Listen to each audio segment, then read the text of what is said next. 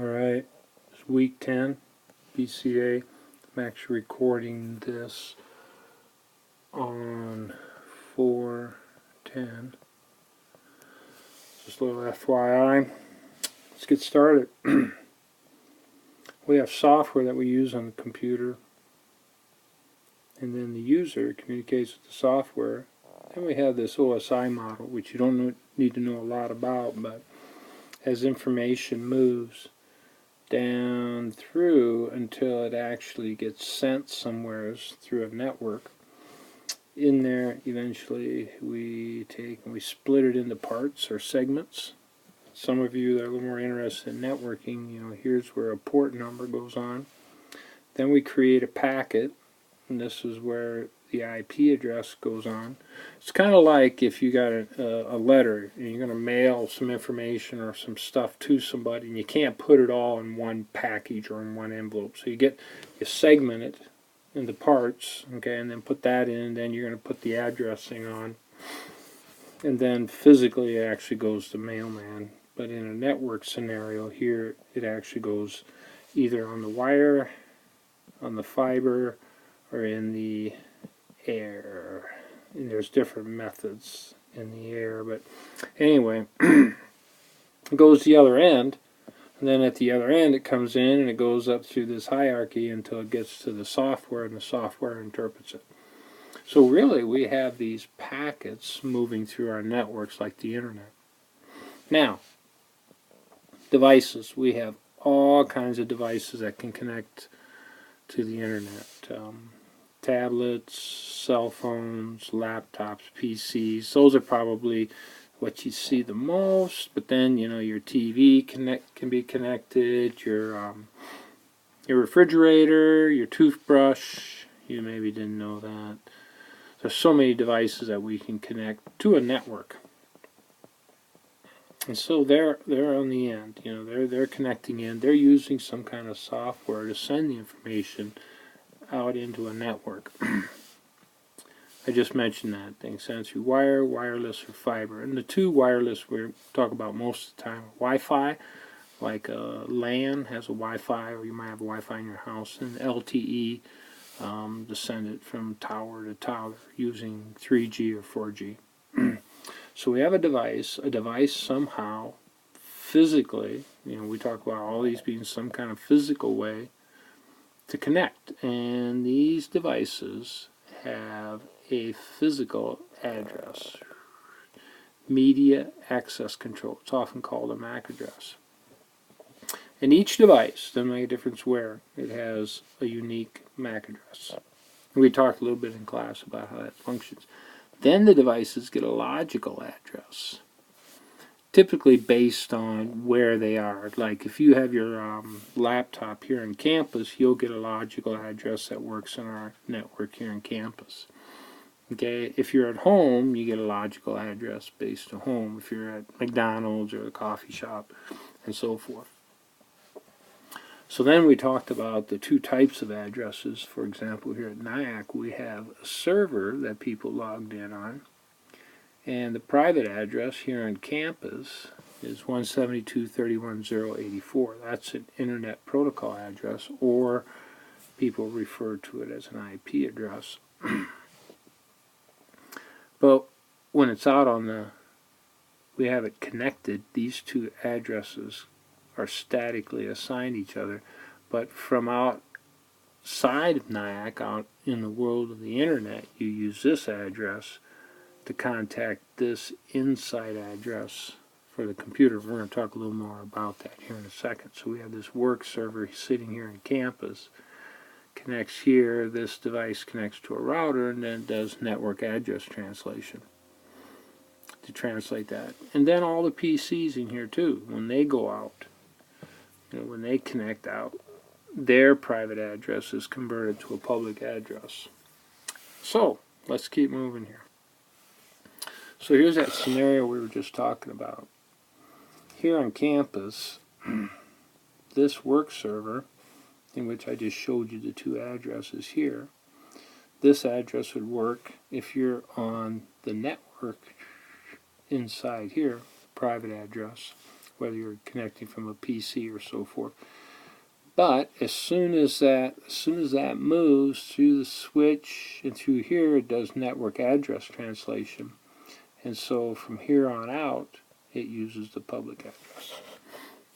Same thing happens here at the router. This router can decide if the public addresses it receives in goes this way or goes this way.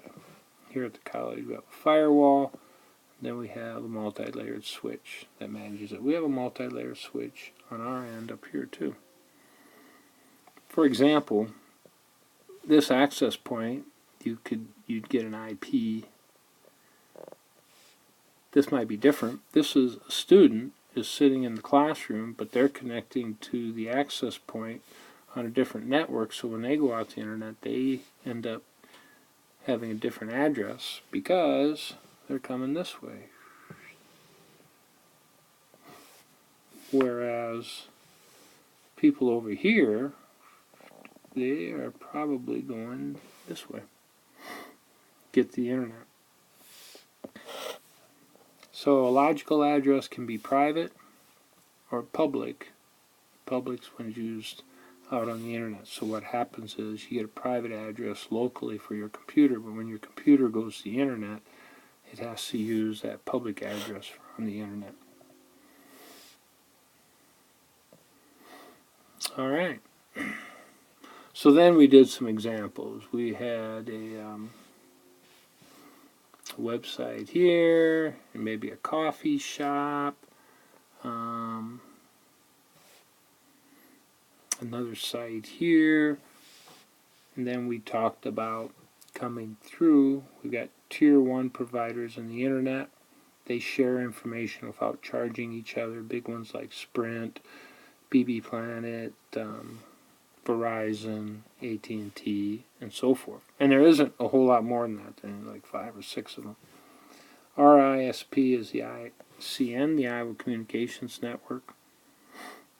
And so once a packet enters, the packets we talked about earlier, once they enter the internet, they can take different routes of moving through the internet and then get to the coffee shop.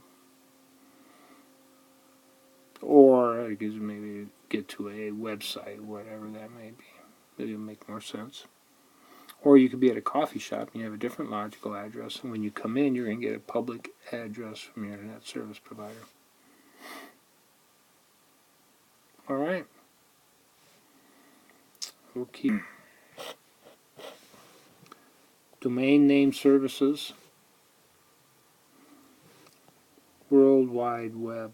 World Wide Web uses things like domain name services. You can get a domain name, and domain name services will match up that domain name and an IP address. So you can use an URL with a domain name and it will find the IP of the server. We communicate using a browser with HTML language and hypertext transfer protocol. This one's secured, this one is not. Virtual private network, we encrypt information, YPT. We encrypt information before it goes out onto the internet, and then decrypt it when it gets to the other end, and same thing, encrypt it when it comes back, and decrypt it when it gets to the other end. Virtual private network, extremely popular nowadays to communicate between locations through the internet. Voice over IP, we take your voice and we convert it into IP packets, and we can send that across the network. One of those could be the internet. Since browsers are easy to use, you can create your own intranet. It's like an intranet, but in your own company. And people can use that to access files and get communication. Now, if you want outside companies to communicate to your intranet, you create for them known as an extranet. It allows them to come in and communicate with your intranet. So portals are a term used for the place that the information is stored for your intranet. For example, here at the college we have portals. We talked about open systems, like open software, open source. We talk about closed systems. Apple, in its history, not so much anymore, but they were always a closed system. In fact, there were a time only their software would run on their computers, and only their printers connect to their computers, and so forth. Very closed system.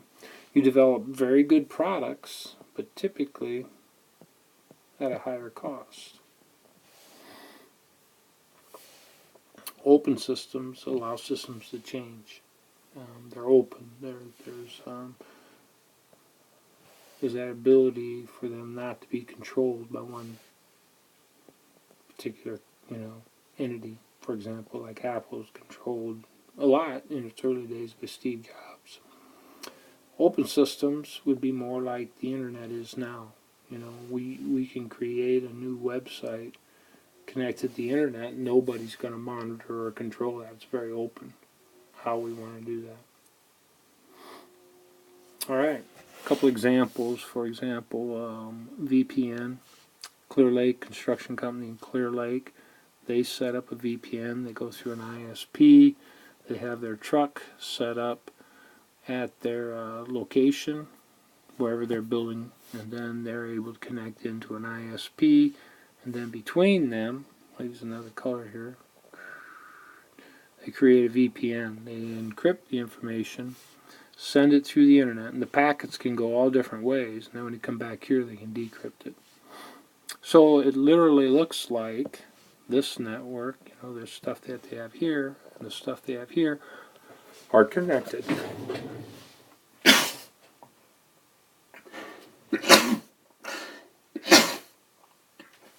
Excuse me. So that's a great example of a VPN. And voice over IP, you can have a phone, you have a PC connected to the phone connected to your network. They can actually send voice calls through the internet or through their network, and not actually go through the phone company.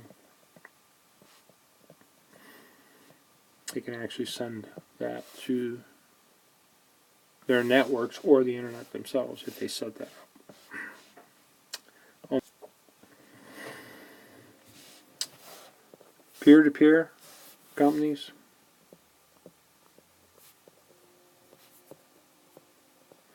Or sometimes it's called the gig economy.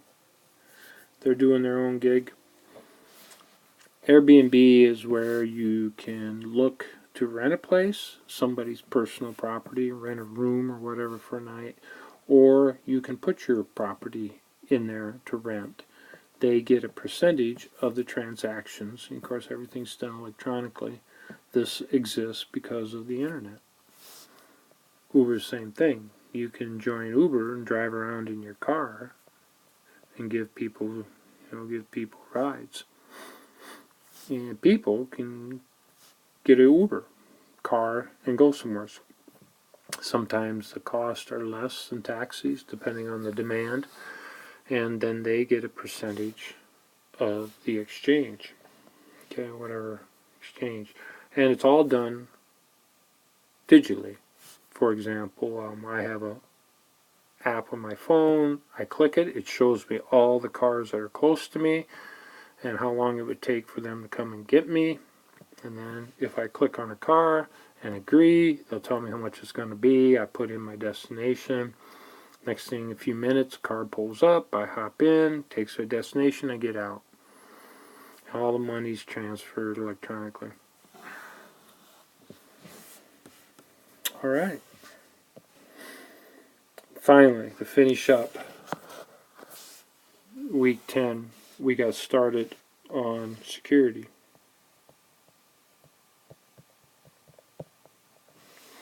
And in this case, we're talking about securing data. 3 major things. Data integrity. Can we trust the data? more or less, is it accurate? It hasn't changed or adjusted.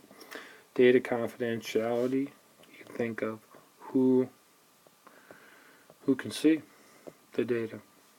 You know, only the correct people can see the information, only the people that are allowed to see it. And we have to manage both of these because we need to make data available. People have to be able to see certain data in order to do their job. Insurance companies, they have to see your credit ratings, maybe, in order for them to determine, how much insurance you get for what, and so forth. Okay? Two other areas. Okay, so this is the key thing right here. These three up here. We have to make the data available, so we have to make sure it's accurate and control who can see it. How we do that? Products and devices. You can do certain things to your computer to make it more secure, to networks to make them more secure, and so forth. Products, antivirus software, there's all kinds of firewall protections and so forth. Probably the biggest one to deal with are people, making sure that people follow your rules or your policies. You create a policy for security. All of you have agreed to security policies over time. There's one at NIACC that indicates what things you can or can't do on the NIACC network, and your banks send you policies telling you this is how we're securing your data. Google has one, Amazon, everywhere, anywhere you connect. Procedures are how we put the policies into place, or the devices and products into place. Like you might have a procedure, you might have a policy that says you need to change your password, and there will be a procedure that shows you how to change your password, or a procedure on how you're supposed to log in, or a procedure how you're supposed to manage data, and so forth. So we have policies and procedures. A side note, sometimes they'll give you a guideline. A guideline is a lot like a policy, except typically it's just a general rule you should follow, whereas a policy, if you don't follow, you could get fired. A guideline, you might be reprimanded or suggested that you do a particular thing. One thing left. When and where do we worry about the data? You got to worry about it when it's stored here. Those little flash drives or thumb drives, you've heard of those, you probably have used them. They're one of the most unsecure places to have data because people lose them. They lose track of them. Okay, so there's all kinds of ways to store it. Stored in the cloud and so forth. All different ways. When it's moving, that's when most people think about it. When it's moving through the internet or through a network or from one location to another, data is vulnerable. Last one is when it's being processed, when it's actually in random access memory, when it's in the processor or in the actually being processed. You're swiping your card and that information is going through the computer and so forth. All right. So that takes us up through week 10, and we're ready to do week 11.